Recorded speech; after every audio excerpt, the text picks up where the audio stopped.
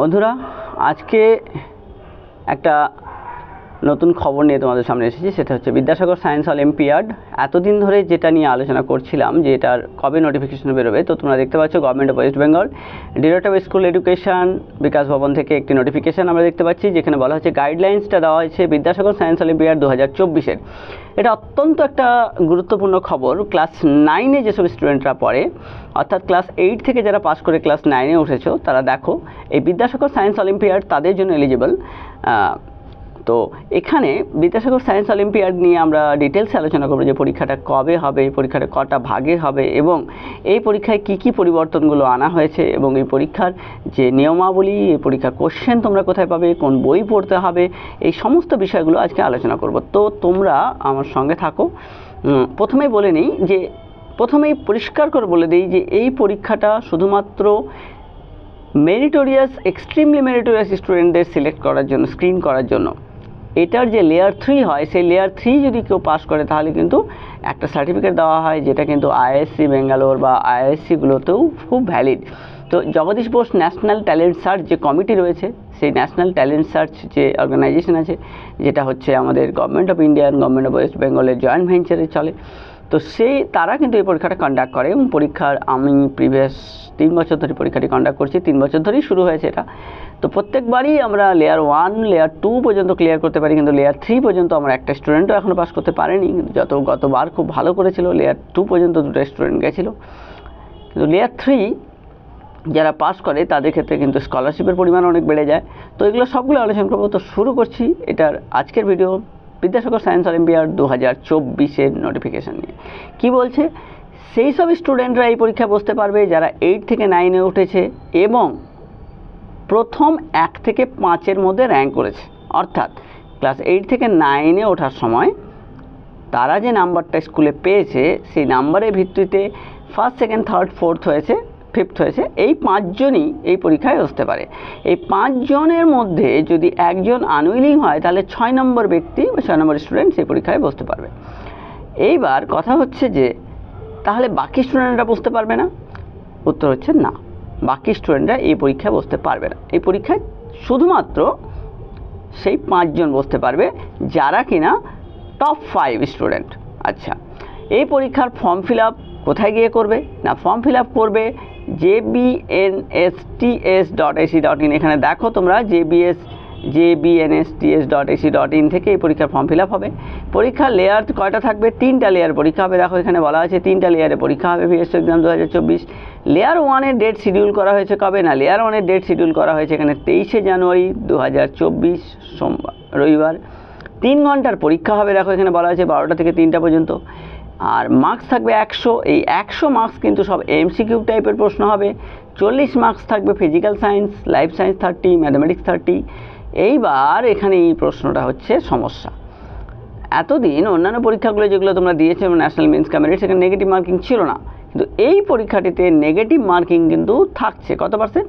50%। অর্থাৎ একটা প্রশ্ন ভুল করলে হাফ নাম্বার কাটা যাবে, 50% নেগেটিভ মার্কিং। এইবার কথা হচ্ছে এই যে পরীক্ষাটা হবে, লেয়ার 1-এর যে পরীক্ষাটা সম্পর্কে ডেট এরা দিয়েছে, সে লেয়ার 1-এর পরীক্ষাটা কোথায় হবে? না, তোমাদের বলে রাখি, এই পরীক্ষাটা তোমরা যেখানে আছো, অর্থাৎ যে ব্লকে আছো সেই ব্লকেই হবে। কেউ মিউনিসিপ্যালিটি আছো তাহলে মিউনিসিপ্যালিটিতে হবে। এটার স্মলেস্ট ইউনিট হচ্ছে মিউনিসিপ্যালিটি এবং ব্লক। অর্থাৎ এই রাজ্যে যতগুলো ব্লক আছে এবং যতগুলো মিউনিসিপ্যালিটি আছে, এরা কিন্তু নিজেদের মধ্যে কম্পিটিশন করবে, একে অপরের সঙ্গে কম্পিটিশন করবে না। অর্থাৎ একটা ব্লকে যদি 5টা, একটা মিউনিসিপ্যালিটিতে যদি 5টা স্কুল থাকে, তাহলে 5 জন করে প্রতি স্কুল থেকে 25 জনই মাত্র পরীক্ষায় বসবে এবং ওই ব্লক থেকে ওই মিউনিসিপ্যালিটি থেকে 25 জনই বসবে এবং তার মধ্যে কম্পিটিশনটা হবে। এবং বলে রাখি, এখানে যারা এই লেয়ার 1টা, এটা লেয়ার 1-এর কথা বলছি, লেয়ার 1টা পাস করবে, তারা 1000 টাকা পাবে বই কেনার জন্য। এইরকম 3 জন পাবে।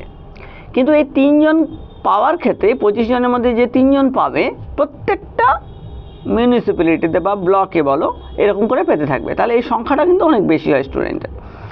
এবার যারা পাস করলো তারা যখন এই 1000 টাকা করে পাবে, পাওয়ার শর্ত হচ্ছে কারা পাবে? প্রথম 3 জন পাবে না, মানে ফার্স্ট, সেকেন্ড, থার্ড যে হবে সেটা 3 জন পাবে না। পাবে হচ্ছে তারা যারা এই 40% নাম্বার অ্যাচিভ করবে অথবা ফার্স্ট সেকেন্ড থার্ড হবে, অর্থাৎ এদেরকে 40% নাম্বারটা পেতেই হচ্ছে, আর কি করতে হচ্ছে, প্রথম 3 জনের মধ্যে থাকতে হচ্ছে, তাহলে কিন্তু 1000 টাকা বুক ডেন পাবে। ঠিক আছে, আর কারা এরা 1000 টাকা বুক গ্রান্ট পাবে, কিন্তু কোয়ালিফাইয়ের সংখ্যা কী হবে, 10% করে স্টুডেন্ট কোয়ালিফাই করবে, অর্থাৎ 100 জনে 10 জন এই পরীক্ষায় অংশগ্রহণ করবে, মানে পরের লেয়ারে চলে যাবে, লেয়ার 2তে চলে যাবে। মনে করো একটা ব্লক, সেখানে স্কুলের সংখ্যা 20, তো 20টা স্কুলের মধ্যে 5 জন করে দিলে 100 জন পরীক্ষা দেবে, তাহলে 100 জনের মধ্যে 10% মানে হচ্ছে 10 জন ছাত্র এই পরীক্ষায় কি হবে, লেয়ার 2 এর জন্য কোয়ালিফাই হবে। মনে করো প্রত্যেকটা ব্লকে মিনিমাম, ওটা মিনিমাম বললাম, যদি 20টা স্কুল থাকে, কোনো কোনো ব্লকে আবার 20টারও বেশি স্কুল থাকতে পারে, তো সেক্ষেত্রে পাসের হার কিন্তু বাড়বে। এইবার কথা হচ্ছে, যারা পাস করে এই 10% স্টুডেন্ট যারা লেয়ার 2তে যাবে, তাদের ক্ষেত্রে অন্তত 30% মার্কস তাদের পেতে হবে। কেউ যদি ভাবে যে আমি 10% নাম্বার পেলাম আর কম্পিটিশান নেই জন্য তোমাকে পাঠিয়ে দেওয়া হবে লেয়ার 2তে, না, সেটা করা হবে না। মনে করো ছাত্র সংখ্যা কম, পার্টিসিপেন্ট তেমন নেই, কিন্তু তুমিও খুব খারাপ করেছো, শুধু পার্টিসিপেট করেছো, তাহলে ফাঁকা মাঠে গোল দেবো না, সেটা হবে না। তোমাকে 30% নাম্বার অ্যাটলিস্ট পেতে হবে, তবে তুমি লেয়ার 2-র জন্য কোয়ালিফাই হবে। ঠিক আছে, আচ্ছা, একই নিয়ম লেয়ার 2-তেও গিয়ে হবে। তাহলে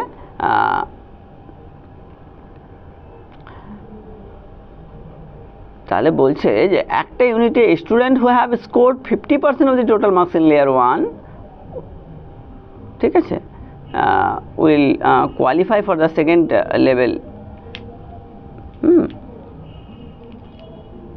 কেউ যদি 50% নাম্বার পাও, তাহলে কিন্তু তার কী হবে, তারা কিন্তু ডাইরেক্ট সেকেন্ড লেয়ারে কোয়ালিফাই হবে এবং তোমাদেরকে একটা সার্টিফিকেট দেওয়া হবে।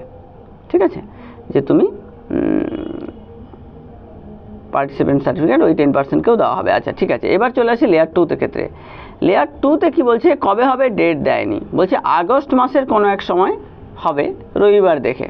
ঠিক আছে, এবার এটা ওই 12 থেকে 3টায় পরীক্ষা হবে, 3 ঘন্টার 100 নম্বরের পরীক্ষা হবে, ওই 40, 30, 30। কিন্তু এখানে বলে রাখি, যখনই লেয়ার 2-র পরীক্ষার কথা বলছি, তখন কিন্তু ডিফিকাল্টি লেভেল অনেক হাই হয়ে যাবে, difficulty level will be high. তো এক্ষেত্রে কোয়েশ্চেন টাইপ হবে, কী হবে, ওই এমসিকিউ টাইপ, 50টা কোয়েশ্চেন 2 নম্বর করে থাকবে, কিন্তু একটা প্রশ্ন ভুল করলে 1 নাম্বার, মানে 100% নেগেটিভ মার্কিং। ঠিক আছে, সরি, এক্ষেত্রে 50% নেগেটিভ মার্কিং, আগেরটার ক্ষেত্রে 25% নেগেটিভ মার্কিং ছিল, 2 নাম্বার ছিল যখন, 2 হাফ মানে 25%, আর এক্ষেত্রে 50% নেগেটিভ মার্কিং।